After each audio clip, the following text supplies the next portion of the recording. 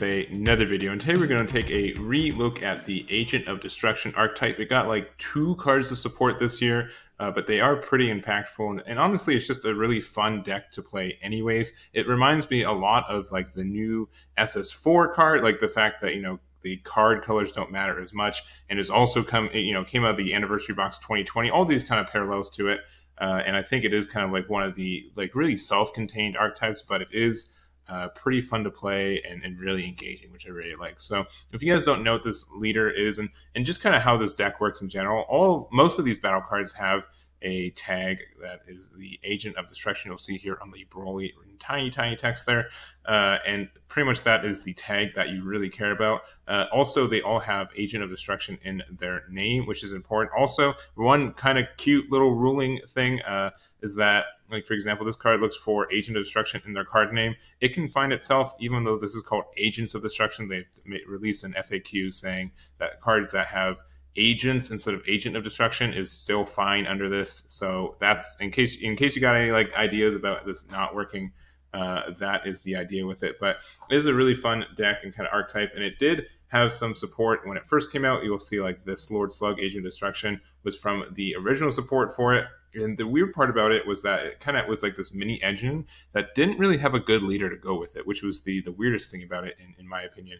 But you are able to do some fancy fun things with it, and it did get a leader once again in the 2020 Anniversary Box with pretty much like a bunch of support. Any of these cards was kind of like, say, like the darker kind of coloring is what came from the Anniversary Box, which also mean that this archetype is pretty cheap. Like, you've seen how cheap the SS4 archetype is, at least the core of it, and the same for this, which is really, really nice. But if you guys don't know about this leader, it says treat Agent of Destruction cards in your hand as if they have no specified cost. When this card attacks, add to 1 card from your life to your hand, and then look at top 5 cards for your deck. Add 1 card with Agent of Destruction in its card name. So once again, you can add the unison if you want, or the extra card, and then shuffle your deck. And when your life is at 4 or less, you can draw 1, untap 1. And on the backside, same permanent there. It does have also the active main of choose 1 Agent of Destruction card at a cost of 2 or less in your hand. And it doesn't say original cost of 2, it's just a cost of 2 in your hand. And then you play it, and then also active main once per turn. For 3, choose 1 unison card with Agent of Destruction and its name in your hand and play it with 3 markers on it. So even though you're charging all colors of energy with all these cards, you can still just play this for 3 with the leader skill. You obviously don't get the 4 markers, but you can play it despite normally needing the 4 specified blue. So that makes it really, really popular, and that's kind of like one of the really cool things that was released for it. This unison is super duper good. Obviously, it's been seeing a lot of play in just standard blue list. But the active main here, the only thing you don't get from this is that it has to be, if your leader is blue, switch to one of your mono blue energy active mode. This, I don't think, would have been too broken under this leader, but I understand why. Even if it was just, say, if your leader card is blue or is an Agent of Destruction card, I think it would have been the good meat in the middle, but we don't get that. But you do get to restand this, and it has blocker, and the -1 of skill for this guy is really good. And we've seen just how much damage this card does by, with Aandroidd 16, for example. Playing it on turn 3 can be good. The same thing, I think, could be happening for this guy as well, though you really don't have a way to untap your energy, so that could be a bit of a hazard. We also do get this new promo card. It's the Baby Janemba Agent of Destruction. It has energy exhaust, blocker. It's the first multicolor Agent of Destruction card that we have, which is kind of interesting. It does have offering, which is a really, really nice keyword to have, especially on something that you can play for free out of your hand. You can negate its energy exhaust as long as your opponent has 5 or more cards in rest mode, so it's not too terrible to do that. And just the blocker skill is really good, and it's a 20k and everything. This is a really, really good card for what it does and for the archetype. Obviously, it plays outside of this archetype, but being able to play this for free, getting a free offering, a blocker to kind of have more defensive capabilities, which this deck doesn't really have. More or less, you really want to awaken with this deck as soon as possible, normally on turn 2 or 3, with the effects of your leader doing some self-awakening. We also have this Agent of Destruction Strike Back, which has the active main. Look at the top 2 cards from your deck, add up to 2 cards with Agent of Destruction in their card names. Lug them to your hand and place the remaining cards at the bottom of your deck in any order, and you can activate copies of the card for the turn. And then if you added cards to your hand, add to 1 card from your life to your hand. So, with your own leader effect and 2 of these, you can get 3 life. So if your opponent swings into you once, you're good. Or if you're going second, you can pretty dang easily awaken, especially since this does have the permanent this card gains Agent of Destruction in all areas. That means you can find it with this leader as well. I mean, this looks for card name anyways, but this is an Agent of Destruction. It's just an option card, so you are fine to do that. So that's just kind of the idea of the deck. And so we also have the backbone of it is this Bobbity Overseer of Destruction. So it has barrier. You can only have up to one of the. It has unique essentially. And then Agent of Destruction cards in your hand have no specified cost. So it has the same permanent. There's no like additional benefit from having both these. But the big thing is it does have this permanent reduced danger cost of all Agent of Destruction cards in your hand by 1. So that's pretty dang good.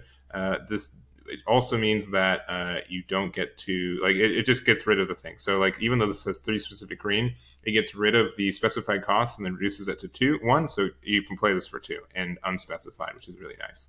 It doesn't get this any cheaper. It doesn't reduce the energy cost because I have to have the trait, which this just has it in the card name right here. Again, unisons don't have traits, as we know, so that is that. But I think in general, the idea of this deck is pretty fun from there. You have a bunch of benefits from all these cards being really flexible, very findable, very searchable. This Hatchak is good. You just, for 1, you pretty much find a Bobbity if you need to, which is cool. This Broly is good. It can pop something, and then you just look top 3 cards of your deck and add 1 to hand, which is amazingly good. This Aandroidd 13 is a counterplay. We have to have a leader card with Agent of Destruction in its name. But if we do have that, if the battle card being played at any cost 3 or less, it's placed in owner's drop area instead. And you can, when you play this card, your opponent chooses 1 card in their hand, discards it.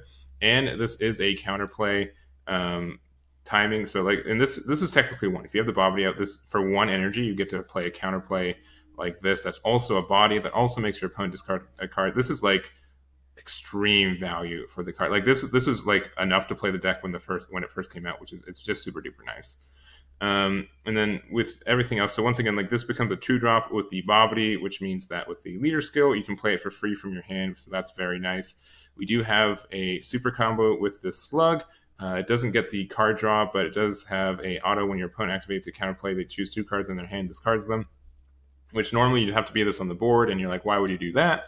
But we have the Garlic Jr., which has the counterattack, negate the attack, and play this card, and this can also be paid for 1, which is great. It's like a Roshi negate for those old timers who still know about the Roshi negates, but it's also a 15k, and also when this card's played, play up to 1 Agent Destruction card at any cost of 2, other than copies this card from your deck with the skills negated for the turn, then shuffle your deck.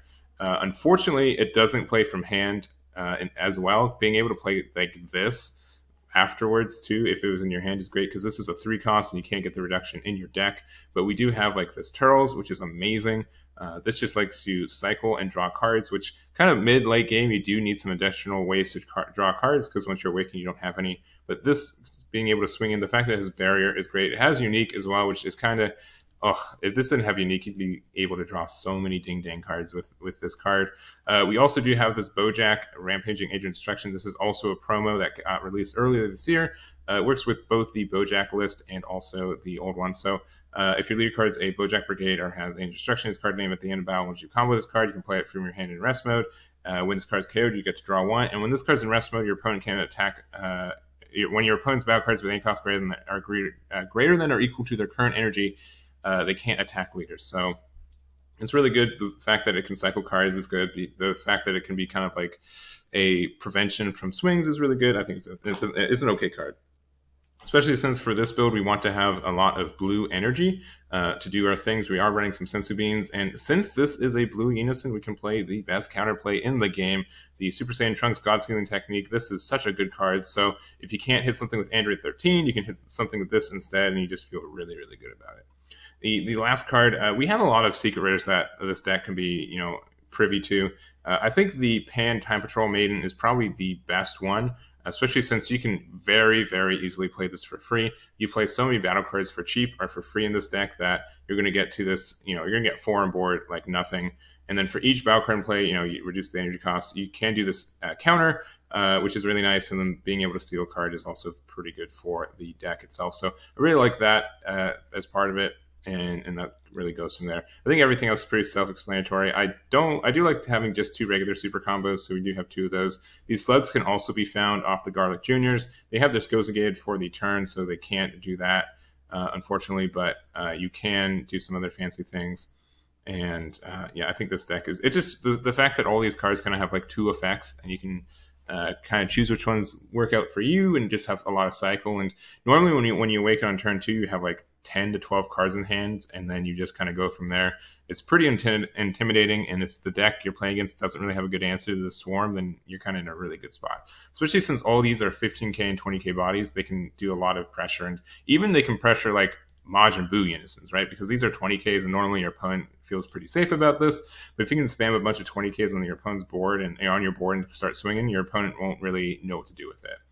So that is this list. This is the more blue leaning. We do have 2 other lists to look at real quick. And I think the other thing about this list is that, and this archetype in general, is that since it's so flexible, you can kind of side in like some direct hate, or you can change your agent ratio and your side to make it, better for what you're actually playing against, which is nice. So here's like a more yellow leaning variant. The big thing about this one is that we do run this Lord Slug Super Namekian. The way we can get this card out is with the Slug Agent of Destruction we have here. So this says when you play this card from your hand, your opponent chooses 1 card from their hand and place it in the drop area. So that's already pretty good. There's just kind of like some inherent card destruction in this archetype too, which is kind of neat. And also active main for 1 green, choose up to 1 Slug Army cost card from your hand with original energy cost 3 or less other than this card, and play it. And so you can play this card for 1 energy, and then it has unique, it has barrier. It needs the bond too, but if you have this Bobbity out, which also has barrier, you're going to get bond 2 with this super duper easy, which is nice. You don't get to do the active main for this card, otherwise I would think about it, but that is where it is. But the only thing we have to really worry about is that we do need like specific green, since this is like an older card, to make sure that we can pay this energy cost. Everything else is normally color. Doesn't really matter about the color for it. So we are running some of these Aandroidd 13s, which are still fine cards. It's a 20k critical, and then just for 2 energy, you can pop one of your opponent's battle cards and then drop a card from their hand. So it's a Rebrian on a 20k critical body that you can play for free as long as you have Bobbity out. So I like this card. It does really nice things. And honestly, like, once again, it's not in this build, but if you're playing against decks that play some big boys, but kind of go risky on their hand destruction or don't have like barrier, you can easily sub into this guy into your side deck and be better favored in that matchup, which is, I think, really, really cool. Pretty much everything else is the same. Other thing I did was I made Vegeta Resolute Agent of Destruction. So this is the other kind of Agent of Destruction unison that is, we actually have 1 more. It's a 2-cost one though, so you don't really want to play it for 3. But it does have stuff. It's fine. It's a fine card. You just have to charge 2 blue if you want to just pay it for 2 anyways. But it does have double strike crit, and then also choose 1 card in your hand, discard it, and then when this card is played, choose all of your opponent's battle cards, ignoring barrier and KO them. That's really good, especially for it's potentially 3 energy to do a barrier ignoring board wipe is fantastic. So I think this is, no matter what is in your sideboard, at least at like a 1 or 2 copy, just because it can have that board clear potential. +1, it gets plus 5k power for the turn, and then -5 if your leader is a evil wizard card or all your energy is mono green. Choose 3 cards from your opponent's hand and discard them. So just a lot of value there too, and I think and like, once again, it has like this hand destruction archetype that goes with it. But obviously, like, I think this Baby Janemba just adds a lot of kind of passive aggression to this list. Normally, you kind of have to swing with your boys to get some pressure, and you're not going to be very defensive when doing so as well. You do have some defensive options, but this Janemba being able to play for free, and either you get to crit a life or draw 2, which is just pure card advantage either way. You have a 20k blocker out on the board, which I guess you could swing with too. This card also doesn't have unique in itself. It just has the limit 1 on its offering skill, and which just means you can only use the offering of this card once per turn. So if you play 2 copies of it, only 1 of it will proc on the same turn. But I think this will, just the fact that it has blocker 2 is really, really nice. And then for the jank build, we do have this Bojack. I don't think this one is fantastic, but it is what it is. There are some cool plays you can do with it. Just the fact that, Bojack has some Agent of Destruction cards, so there's some cross synergy there. But it's just janky. If anyone wants to do anything with this and they have success, let me know. Also, this is the unison that Bojack wants to be playing anyways, and the fact that you can search it with this, it's only top 2, but you do have like a bunch of targets in this deck, and it can help you self-awaken as long as you add cards to hand. I think this is okay. I don't think it's great, but it is. I do like running Zeno Edge of Space too, just because if you do get some yellow energy in there for because of this guy or this guy, you can add it back to your hand, you get some recycle. And also being able to just run Galactic Buster again. That's part of the reason I did this too, because that card's just still busted and can probably carry this deck if you do, if you set up your energy well enough. But that is going to be it for me. I think this is probably the best build of it right here. And, there can be some options. Obviously, this deck is really flexible in what you're doing. So if you have some differences, go for it and let me know how they go. But I think if you're looking for a deck to play with and you've got like some money in your pocket to get the rest of your playset for this guy, it's definitely worth the build. And honestly, like besides the Baby Janemba and the Pan are like most of the cost of this deck. The rest of this deck you can probably make for like $20. I don't know how expensive Majin Buu is, but it's probably I don't know how expensive these cards are. But the core of this deck is really cheap and will probably be cheap forever because it's once again printed in an anniversary box and those cards are always cheap in them. So that will be it for me. Let me know what you guys think about this deck. Let me know if you guys want to see some gameplay with it as well. I did have a Twitch stream testing this out, and if you want some matches re-uploaded to the channel, let me know. That's going to be it for me. Thank you guys so much for watching. Catch you all next time. Damn it.